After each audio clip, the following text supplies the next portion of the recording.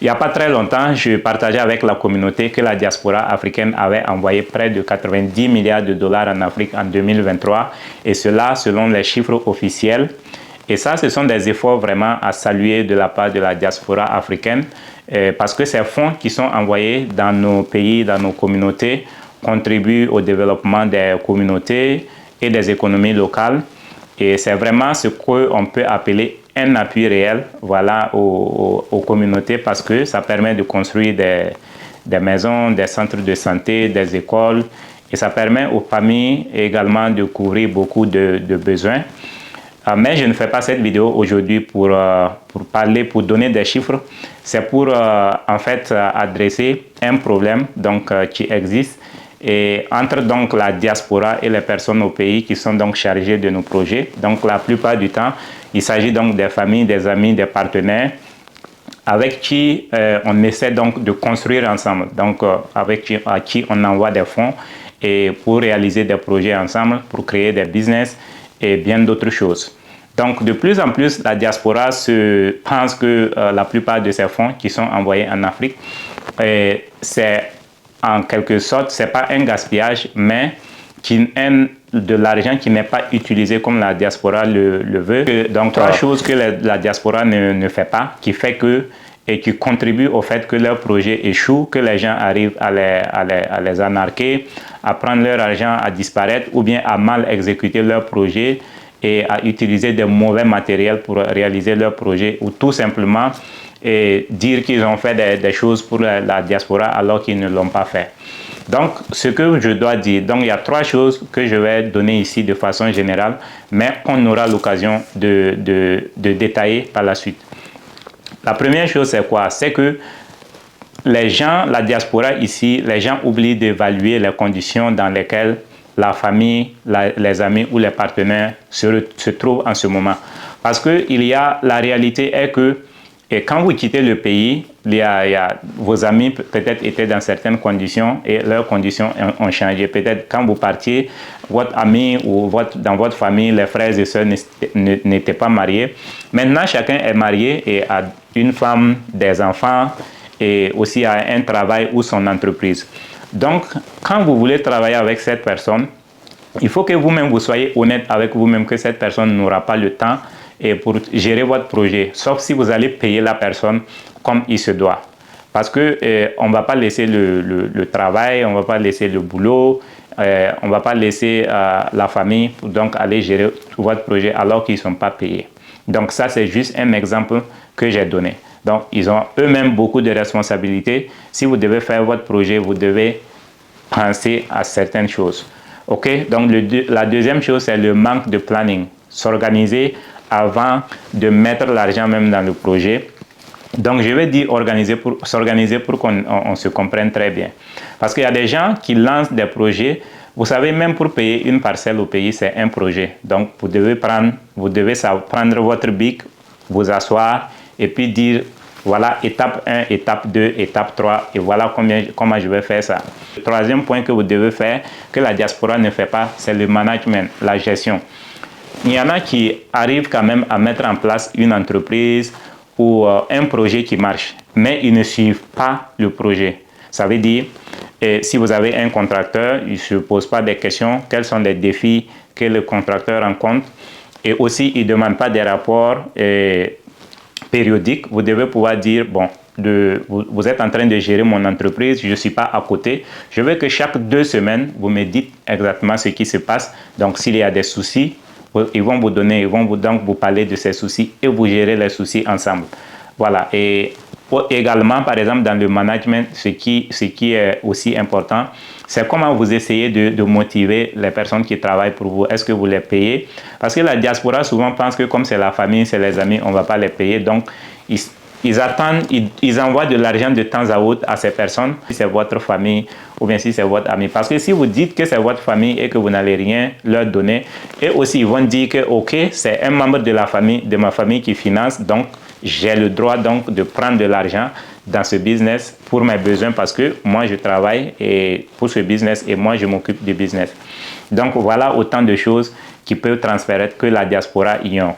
Maintenant, je vais vous donner également 3 choses que vous devez faire et pour donc combler ces manques que je dis. Si vous voulez que vos projets marchent, si vous voulez que vos business marchent mieux, il y a certaines choses que vous devez faire. Je vais donner 3 seulement, mais il y en a tellement dont on peut parler. Et le premier ici, c'est d'avoir une équipe.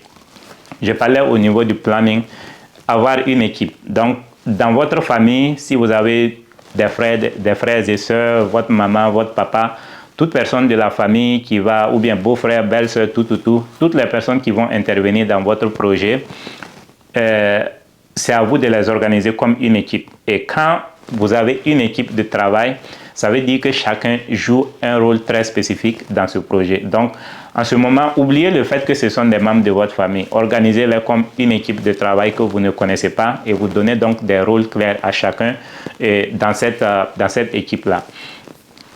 Alors, le deuxième point dont je veux parler ici, que je pense qui est très important, voilà comment la diaspora se fait avoir. La diaspora, la plupart du temps, les personnes de la diaspora se font avoir parce qu'ils veulent faire les projets à travers une seule personne. Donc, pour dire que tout simplement, ils vont envoyer l'argent à la personne et cette personne va se charger de tout pour eux. Souvent, simplement parce qu'on veut pas que les autres sachent, parce qu'on ne veut pas que la famille sache, on veut donc passer par cette personne. Même si c'est une personne à qui vous faites confiance, le risque est très très grand dans ce sens. Si vous faites le projet avec cette personne, vous confiez tout à cette personne, c'est très très dangereux. Donc, pour dire que il ne faut jamais faire un projet avec une seule personne. Donc, c'est comme si vous avez une équipe d'une seule personne. C'est la personne qui est au début, au milieu et à la fin. S'il y a quelque chose de louche, vous n'allez jamais savoir. Parce que cette personne ne va pas vous dire vraiment les choses comme les choses se passent. La personne peut vous donner une version qui n'est pas la bonne version ou la vraie, ou qui n'est pas la réalité des choses. La dernière chose ici que je vais dire à la diaspora, c'est une chose également que beaucoup d'entre nous, on ne fait pas. Et moi-même, j'en suis victime. C'est de former les personnes qui vont gérer votre projet. Vous voyez ici, si vous êtes en Europe, aux États-Unis, vous allez vous rendre compte que quand une entreprise vous embauche, l'entreprise va forcément vous former. Vous allez être formé ou bien vous allez avoir une orientation qui peut durer souvent 1 semaine, 2 semaines ou bien 1 mois même. Il peut prendre tout ce temps pour vous former. Même si vous êtes arrivé à l'entreprise avec beaucoup d'expérience, eux-mêmes ils savent que vous avez 10 ans d'expérience, ils vont forcément vous former. Ils vont vous faire former parce qu'ils veulent que vous compreniez vraiment de quoi il s'agit. L'entreprise d'abord, là, c'est quoi l'objectif, c'est quoi la mission, comment on veut que vous comportez, on veut que vous compreniez les démarches. Et donc, la diaspora doit faire, surtout qu'on n'est pas à côté. J'insiste sur ça. Surtout qu'on n'est pas à côté, il faut que nous formons les gens. Et on se dit que c'est la famille, c'est les amis, c'est les partenaires, ou bien on se dit que le projet ne demande pas beaucoup d'efforts, donc on n'a pas besoin de former les gens. Si vous voulez que vos projets réussissent en Afrique, si vous voulez en tout cas réduire l'échec, la probabilité d'échec, il faut former les personnes qui gèrent votre projet. C'est aussi simple que ça. Parce que ça peut être des gens qui n'ont jamais eu à gérer un projet, mais si vous les envoyez à des petites formations d'une journée, de quelques heures, ils vont voir qu'en réalité, vous-même, vous êtes sérieux sur ce que vous faites. Voilà, mais si vous prenez de l'argent, vous lancez comme ça à leur visage, et ils vont gober ça, ils se disent, mais lui-même, qu'est-ce qu'il est en train de dire? Je n'ai aucune idée de comment je vais commencer. Et il est en train de me donner de l'argent comme ça. La diaspora fait beaucoup d'efforts. Ici, la diaspora arrive à épargner de l'argent, souvent 10 000, 2 000, 3 000, 40 000, 50 000, 100 000, pour envoyer au pays et réaliser des projets. Est-ce que vous savez qu'aux États-Unis, les Américains, près de 28% des Américains n'ont même pas 1 000 $ d'épargne dans leur compte. Près de 28, vous prenez 100 Américains, il y a 28 au moins qui n'ont pas 1 000 $ dans leur compte d'épargne. Mais les personnes de la diaspora ici arrivent à épargner 2 000, 3 000, 5 000, 10 000, 50 000 pour envoyer en Afrique pour réaliser des projets. Ça montre à quel point la diaspora travaille et la diaspora se bat dans l'objectif de changer leurs conditions et changer aussi les conditions de leur famille, de leurs amis et de leur pays, tout simplement.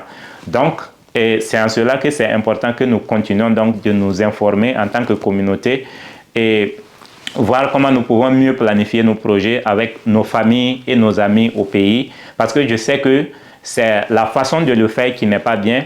Sinon, ce n'est pas forcément que les personnes qui sont au pays sont malhonnêtes. Donc, je pense qu'ensemble, nous allons pouvoir trouver les voies et moyens pour mieux travailler donc, et communiquer avec nos parents, nos amis au pays, pour pouvoir réaliser de grandes choses avec les économies qu'on arrive à avoir ici dans la diaspora. Donc, chère communauté, que Dieu vous bénisse et à la prochaine fois pour parler d'un autre sujet. Merci.